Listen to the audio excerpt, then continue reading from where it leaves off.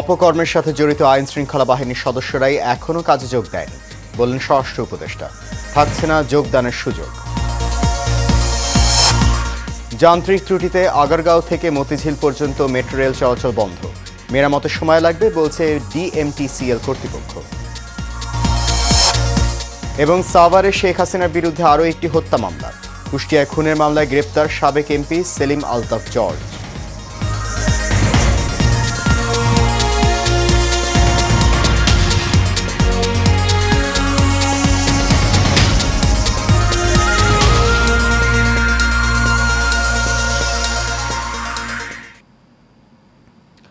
সবাইকে স্বাগত জানাচ্ছি এশিয়ান নিউজে। আপনাদের সাথে আছি আমি সৈয়দ মাহিউজ্জামান মুখর। শুনছেন বিআরবি কেবল ইন্ডাস্ট্রিজ লিমিটেড সংবাদ শিরোনাম। যাচ্ছে পুরো খবরে। যেসব পুলিশ সদস্য এখনও কাজে যোগদান দেয়নি তাদের বিরুদ্ধে ব্যবস্থা নেওয়া হবে বলে জানিয়েছেন স্বরাষ্ট্র উপদেষ্টা লেফটেন্যান্ট জেনারেল অবসরপ্রাপ্ত মোহাম্মদ জাহাঙ্গীর আলম চৌধুরী। সকালে গাজীপুরের কালিয়াকৈরে আনসার ও গ্রাম প্রতিরক্ষা বাহিনীর 40তম বিসিএস ক্যাডার কর্মকর্তা ও 25তম ব্যাচ রিক্রুট সিপাহীদের প্রশিক্ষণ সমাপনী কুচকাওয়াজ শেষে তিনি এসব কথা বলেন। এ সময় তিনি আরও বলেন, এখনও কাজে যোগ দেয়নি এমন পুলিশের সংখ্যা খুবই নগণ্য। যারা কাজে যোগ দেয়নি তাদের বিরুদ্ধে ডিসিপ্লিনারি অ্যাকশন নেওয়া হবে। নিশ্চয়ই তারা কোনো অপকর্মের সাথে জড়িত। এর আগে প্রধান অতিথি হিসেবে সালাম গ্রহণ করেন স্বরাষ্ট্র উপদেষ্টা।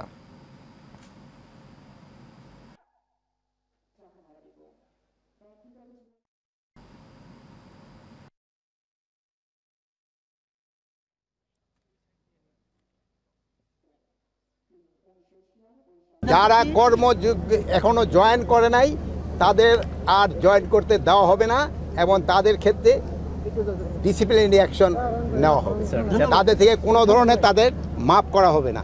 তারা হয়তো এর ভিতরে কিছু কিছু আছে যারা বিভিন্ন অপকর্মের সাথে জড়িত, এই জন্যই তারা জয়েন করে নাই। যথা ভালো তারা সবাই জয়েন করে গেছে, আর যারা জয়েন করে নাই তাদের সংখ্যা খুবই নগণ্য।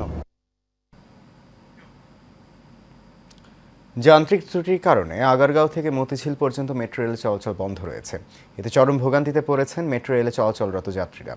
সকালে তথ্য নিশ্চিত করেছে এমআরটি লাইন 6-এর দায়িত্বশীল একটি সূত্র।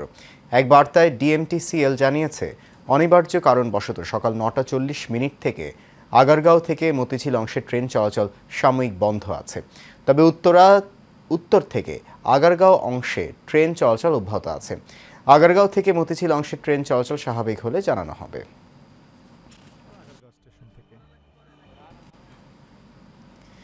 স্বৈরাচারী সাবেক প্রধানমন্ত্রী ও আওয়ামী লীগের সভাপতি শেখ হাসিনা সহ 250 জনকে আসামি করে সাভার মডেল থানায় আরেকটি হত্যা মামলা দায়ের করা হয়েছে। এ নিয়ে শেখ হাসিনার বিরুদ্ধে সাভারেই হত্যা মামলা হলো 15টি।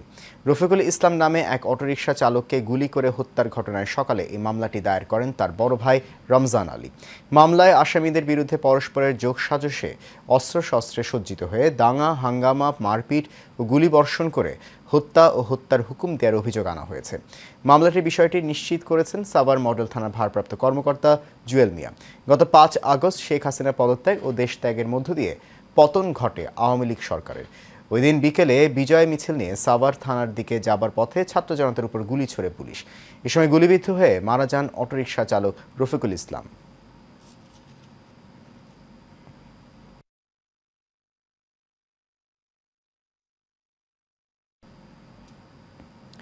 কুষ্টিয়া 4 আসনের সাবেক সংসদ সদস্য ব্যারিস্টার সেলিম আলতাফ জর্জকে গ্রেপ্তার করেছে পুলিশ। রাতে রাজধানীর লালমাটিয়া থেকে তাকে গ্রেফতার করে ঢাকা মহানগর গোয়েন্দা পুলিশ। বিষয়টি নিশ্চিত করেছে ডিএমপির ডিবি প্রধান রেজাউল করিম মল্লিক। তিনি বলেন, সেলিম আলতাফ জর্জের নামে কুষ্টিয়া ও ঢাকায় একাধিক হত্যা মামলা আছে।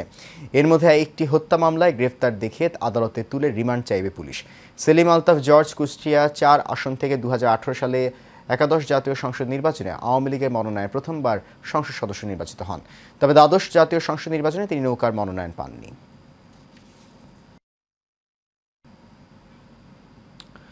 নতুন ও পৃথক মামলায় শেখ হাসিনার উপদেষ্টা সালমান এফ রহমান, সাবেক আইনমন্ত্রী আনিসুল হক, সাবেক তথ্য প্রতিমন্ত্রী জুনায়েদ আহমেদ পলক, সাবেক বিচারপতি মানিক ও সাবেক আইজিপি আবদুল্লাহ আল মামুনকে গ্রেফতার দেখিয়ে আদালতে পাঠানোর নির্দেশ দিয়েছেন আদালত।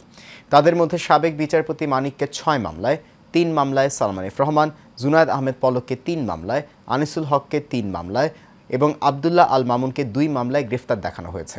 সকাল 8টায় কারাগার থেকে তাদের ঢাকার চিফ মেট্রোপলিটন ম্যাজিস্ট্রেট আদালতে নেওয়া হয়। এ সময় বাড্ডা, লালবাগ, আদাবর ও খিলগাঁও থানার 13টি হত্যা মামলায় তাদের গ্রেফতার দেখানোর আবেদন করে পুলিশ।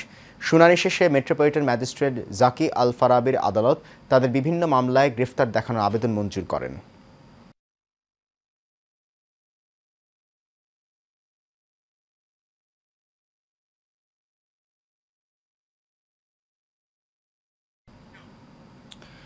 রাজধানীসহ সারা দেশে সেনাবাহিনীকে বিশেষ নির্বাহী ম্যাজিস্ট্রেটের ক্ষমতা দিয়েছে সরকার। মঙ্গলবার জনপ্রশাসন মন্ত্রণালয় থেকে এক প্রজ্ঞাপনে তথ্য জানানো হয়েছে। আগামী 2 মাস পর্যন্ত নির্বাহী ম্যাজিস্ট্রেটের দায়িত্ব পালন করবেন সেনাবাহিনীর কমিশনপ্রাপ্ত কর্মকর্তারা। এর ফলে ভ্রাম্যমাণ আদালত বসিয়ে অপরাধীকে সাজা দিতে পারবেন তারা। প্রজ্ঞাপনে বলা হয়, 1898-এর 12(1)-এর ধারা অনুযায়ী বাংলাদেশ সেনাবাহিনীর কমিশনপ্রাপ্ত কর্মকর্তাগণকে নির্বাহী ম্যাজিস্ট্রেটের ক্ষমতা দেওয়া হলো। ধারার অপরাধ বিষয়। এদিকে বিদ্যমান পরিস্থিতিতে নোয়াখালীতে বন্যার দুর্ভোগ এখনও পুরোপুরি না কাটলেও দেখা দিয়েছে পানিবাহিত নানা রোগ। বিশেষ করে টিউবওয়েলগুলো ডুবে যাওয়ায় বন্যা কবলিত এলাকায় চর্মরোগ, ডায়রিয়া সহ নানা পানিবাহিত রোগ বেড়েছে। এতে জেলার হাসপাতালগুলোতে বেড়েছে রোগীর চাপ। যদিও রোগী ও স্বজনদের দাবি, অস্বাস্থ্যকর পরিবেশে সেবা দিচ্ছে হাসপাতাল কর্তৃপক্ষ। প্রতিনিধি তাজুল ইসলাম মানিক ভূঁইয়ার তথ্য ছবিতে বিস্তারিত জানাচ্ছেন সঞ্জিদা হক। নোয়াখালীর বিভিন্ন উপজেলা সাধারণ মানুষের চিকিৎসা সেবা গ্রহণের একমাত্র মাধ্যম হচ্ছে 250 শয্যা জেনারেল হাসপাতাল। হাসপাতালটি 250 শয্যা বিশিষ্ট হলেও রোগীর চাপ বেশি থাকায় সেবা দেওয়া হয় হাজারেরও বেশি রোগীদের। সেই তুলনায় নেই পর্যাপ্ত পরিমাণ চিকিৎসক। অন্যদিকে যে সকল ডাক্তার রয়েছে তারা চিকিৎসা সেবা দিতে হিমশিম খাচ্ছেন প্রতিনিয়ত। তার উপর হাসপাতালের অপরিষ্কার পরিবেশ, দূর দূরান্ত থেকে ওষুধ ক্রয় সহ নানান ভোগান্তিতে চিকিৎসা সেবা থেকে বঞ্চিত হচ্ছেন রোগীরা। অবস্থা মানে খুবই খারাপ, কিন্তু লোকজন আছে, কিন্তু কাজটা যদি ঠিকমতো সঠিকভাবে তাহলে মানুষের অসুবিধা যেতে হয় না। সরকার থেকে কোনো তরফের সুযোগ সুবিধা পাইতেছি না, সবগুলো আমরা নিজের পকেটের টাকা ব্যয় করে কিনে আনতেছি। নোংরা পরিবেশ, মানুষের এই গন্ধর কারণে আরো আপনার মানে ভাইরাস হয়ে যেতেছে, তারপরে আপনার মানে আরো অসুস্থ মানুষের অসুস্থ হয়ে যেতেছে। সবাই অনেক দূর থেকে পানি আনতে হবে, কিন্তু এর জন্য সরকার একটা পরিকল্পনা বা বিকল্পনা দরকার আছে। হাসপাতালে বর্তমানে যেসব সমস্যা রয়েছে তা দ্রুত কাটিয়ে উঠবেন বলে জানান হাসপাতাল কর্তৃপক্ষ।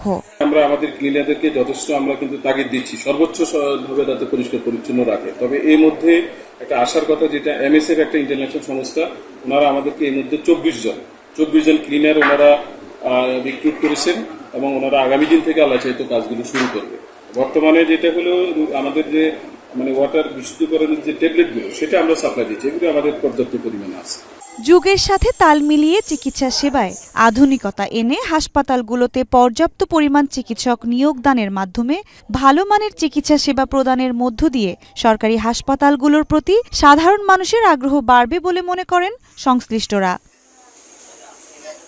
সঞ্জিদা হক, এশিয়ান টেলিভিশন। রাজধানীর তেজগাঁও এলাকায় পারিবারিক বিরোধের জেরে ছোট ভাইয়ের হাতে বড় ভাই নূর হোসেন জুয়েল খুন হয়েছেন। মঙ্গলবার রাত 8টায় তেজগাঁওয়ের জিএমজি মোড় এলাকায় এই দুর্ঘটনা ঘটে। পুলিশ জানায়, দীর্ঘদিনের পারিবারিক কলহ মেটাতে তেজগাঁও এলাকার জিএমজি মোড়ে বৈঠকে বসেন 3 ভাই ও পরিবারের লোকজন। এ সময় তাদের মধ্যে কথা কাটাকাটি হয়। এক পর্যায়ে মেঝো ভাই জাকির হোসেন বড় ভাই নূর হোসেনকে ছুরিকাঘাত করে। পরে তাকে উদ্ধার করে হাসপাতালে নিয়ে চিকিৎসক তাকে মৃত ঘোষণা করেন।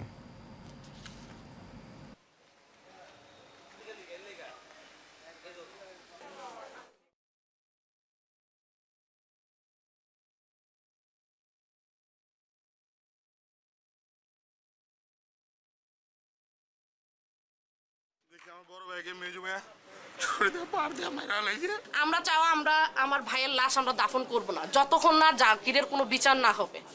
বাবা হত্যার বিচার চাই। ভাই ভাই পূর্বের বিরোধ ছিল, সেটা নিয়ে এরা এখানে বসে আলোচনা করতেছিল। সেই আলোচনার এক পর্যায়ে আপনার বড় ভাইকে ছুরিকাঘাত করে এবং মোটামুটি মৃত্যু নিশ্চিত করে দ্রুত ঘটনাস্থল ত্যাগ করে। মামলা নিব এবং পরবর্তী আইনগত ব্যবস্থা গ্রহণ করব।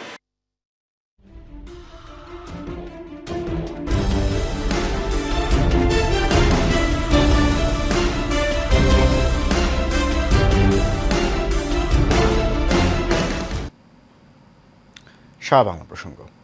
দেশ ও জাতির যে কোনো দুর্যোগ ও কঠিন পরিস্থিতিতে বাংলাদেশ সেনাবাহিনীর ভূমিকা অপরিসীম। সম্প্রতি দেশে বন্যা পরিস্থিতি রক্ষাকারীতে তাদের ভূমিকা ছিল চোখে পড়ার মতো। তবে সেই বন্যা দুর্গতদের এলাকায় এক সেনা সদস্যের হাঁটুকে সিঁড়ি বানিয়ে নারীদের গাড়িতে ওঠানোর দৃশ্য ব্যাপক আলোড়ন সৃষ্টি করেছেন। তিনি ভালোবাসা কুড়িয়েছেন সকল মহলের, পুরস্কার পেয়েছেন সেনাপ্রধানের হাত থেকেও। আলোচিত সেনা সদস্য কাজী সুজনকে নিয়ে GM জসিম হাসানের রিপোর্ট, বিস্তারিত জানাচ্ছেন সঞ্জিতা হক। টানা বৃষ্টি ও পাহাড়ি ঢলে দেশের 11 জেলা বন্যা কবলিত হয়, আর এই বানভাসী মানুষদের উদ্ধার ও সহায়তায় কাজ করে সেনাবাহিনী। সম্প্রতি চট্টগ্রামের ফটিকছড়িতে বন্যা দুর্গতদের সেনাবাহিনী উদ্ধার করতে গিয়ে কয়েকজন নারীকে গাড়িতে ওঠার জন্য নিজের হাঁটুকে সিঁড়ি বানিয়ে দিয়ে অনন্য নজির স্থাপন করলেন সেনাবাহিনীর ল্যান্স কর্পোরাল কাজী সুজন। ওই ঘটনার একটি ভিডিও সামাজিক যোগাযোগ মাধ্যমে ছড়িয়ে পড়ে। সেনা সদস্য কাজী সুজনের বাড়ি বরিশালের গৌরনদী উপজেলার টর্কির কাঁঠালতলী গ্রামে। বর্তমানে তিনি সেনাবাহিনীর আর্টিলারি কোরে কর্মরত। তার এই কাজের জন্য গর্বিত এলাকাবাসী ও তার পরিবার। ওনাদেরকে কিভাবে সম্মান করতে হয় এবং তার দায়িত্ব কিভাবে পালন করতে হয় এটা উনি দেখিয়ে দিয়েছেন। এটা আমাদের গর্বের জায়গা, এবং তাছাড়া উনি সামাজিক অনেক কাজ করেন, যেটা আপনারা সবাই জানেন। এটাও আমাদের একটা সম্মানের জায়গা। সে আসলে যেটা করেছে সেটা সেনাবাহিনীর মুখ উজ্জ্বল করেছে, এবং সে বাংলাদেশের সুনাম বহির্বিশ্বে ছড়িয়ে দিয়েছে। ব্যক্তি হিসেবে আমি চিনি, তার আমাকে এই উপজেলারই ছেলে, আমাদের এই ছোট ভাই, সে ব্যক্তি হিসেবে অনেক ভালো। তার এই কাজের জন্য আমরা পরিবার এবং সারা বাংলাদেশ তথা বরিশাল সবাই গর্বিত। বন্যা পরিস্থিতিতে রেস্কিউ টিমের উদ্ধার কাজে যান সুজন। এক পর্যায়ে উদ্ধারকৃতদের নিরাপদ স্থানে সরিয়ে নেয়ার জন্য ট্রাক আনা হয়, কিন্তু তাতে কয়েকজন নারী উঠতে পারছিলেন না। ওই সময় তিনি নারীদের প্রতি সম্মান দেখিয়ে হাঁটুকে সিঁড়ি বানিয়ে তাদের গাড়িতে উঠতে সহায়তা করেন। ছাত্রজীবন থেকেই সুজন নিজ এলাকা গৌরনদীর বিভিন্ন সামাজিক ও মানবিক কর্মকাণ্ডে সম্পৃক্ত। মুমূর্ষু অসহায় রোগীদের জন্য গৌরনদী ব্লাড ডোনার্স ক্লাব প্রতিষ্ঠা করেছেন। নিজের শেষ রক্তবিন্দু দিয়ে হলেও দেশ ও জাতির সেবায় নিজেকে বিলিয়ে দেবেন, এমনটাই জানান কাজী সুজন। সঞ্জিতা হক, এশিয়ান টেলিভিশন। এশিয়ান টেলিভিশনের সংবাদ প্রচারের পর বগুড়ার শিবগঞ্জ পৌরসভা এলাকার দহিলা বগিলাগাড়ি নিউ কাফেলা কোল্ড স্টোরেজ থেকে কুড়াহার পুলিশ বক্স পর্যন্ত সড়ক সংস্কার করা হয়েছে। এতে শিবগঞ্জ উপজেলা সদরের সাথে 5 ইউনিয়ন সহ পার্শ্ববর্তী 3 উপজেলার মানুষের চলাচলে দুর্ভোগ লাঘব হয়েছে। এতে ঠিকাদারি প্রতিষ্ঠান ও তদারকির প্রতিষ্ঠানের প্রতি সন্তোষ প্রকাশ করেছেন পথচারীরা। রাস্তা সংস্কার কাজ পরিদর্শন করেছেন উপজেলা প্রকৌশলী সুমন মাহমুদ।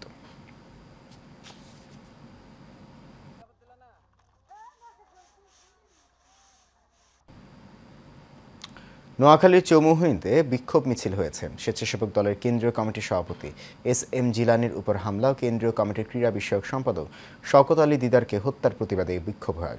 উপজেলা স্বেচ্ছাসেবক দলের আহ্বায়ক নজরুল ইসলামের সভাপতিত্বে উপস্থিত ছিলেন উপজেলা বিএনপির সভাপতি কামাখ্যা চন্দ্র দাস, উপজেলা বিএনপির যুগ্ম সাধারণ সম্পাদক আহসান উল্লাহ সহ অন্যান্যরা।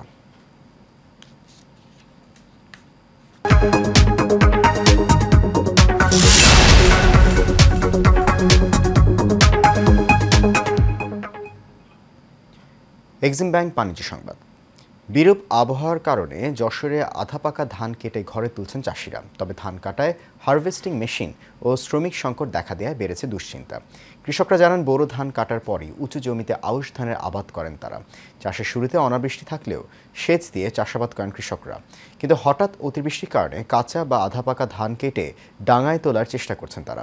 একই সময় হারভেস্টিং মেশিন সংকট দেখা দিয়েছে, ফলে অনেকে বাধ্য হয়ে অধিক দামে শ্রমিক কিনে ধান কাটছেন। কৃষি বিভাগের সহযোগিতা ও পরামর্শে ফলন ভালো হয়েছে দাবি কৃষি কর্মকর্তার।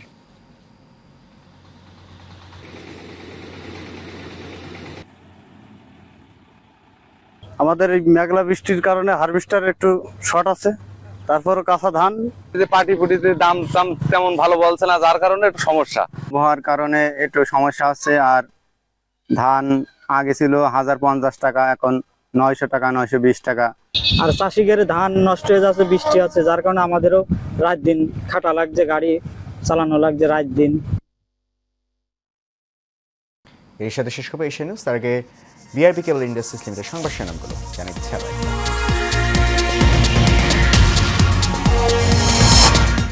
অপকর্মের সাথে জড়িত আইন শৃঙ্খলা বাহিনীর সদস্যরাই এখনও কাজে যোগ দেয়নি বলেন স্বরাষ্ট্র উপদেষ্টা। থাকছে না যোগদানের সুযোগ। যান্ত্রিক ত্রুটিতে আগারগাঁও থেকে মতিঝিল পর্যন্ত মেট্রো রেল চলাচল বন্ধ, মেরামতের সময় লাগবে বলছে ডিএমটিসিএল কর্তৃপক্ষ। এবং সাভারে শেখ হাসিনার বিরুদ্ধে আরও একটি হত্যা মামলা, কুষ্টিয়ায় খুনের মামলায় গ্রেফতার সাবেক এমপি সেলিম আলতাফ জর্জ।